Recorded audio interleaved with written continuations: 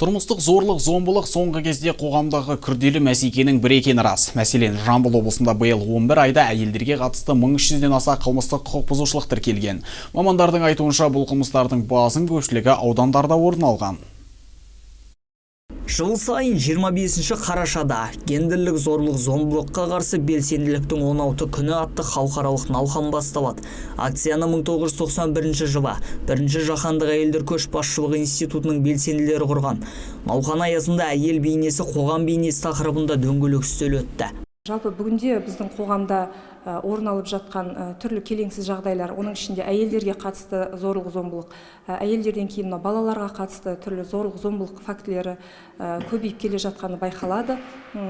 Бұрындары ол мәселе ашық түрде айтылмағанмен, бүгінде түрлі қозғалыстар, түрлі ұйымдар, жекелеген адамдардың тарапынан осы мәселе ашық айтыла бастады. Сондықтан да бүгінгі жиынның да мақсаты осы, оны ашық айтып, қандай мәселе бар, оны шешудің жан-жақты жолдарын қарастыру.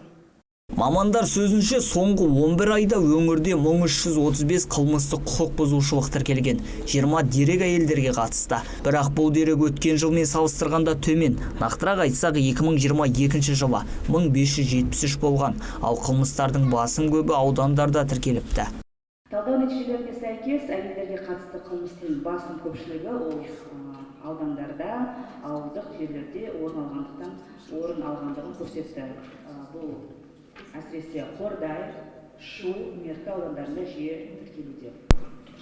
Тіркелген барлық деректер бойынша тұрмыстық қатынастар саласында қылмыс жасауға ықпал ететін себептер мен жағдайларды анықтау мақсатында полиция қызметкерлерімен қызметтік тексерістер жүргізіліп тұрады. Айта кету керек, гендерлік зорлық-зомбылыққа қарсы белсенділік науқаны 16 желтоқсанға дейін жалғасын таппақ. Саламат Рахмет, Қанат Күзберген, Елдар Түстікбай, 24 News.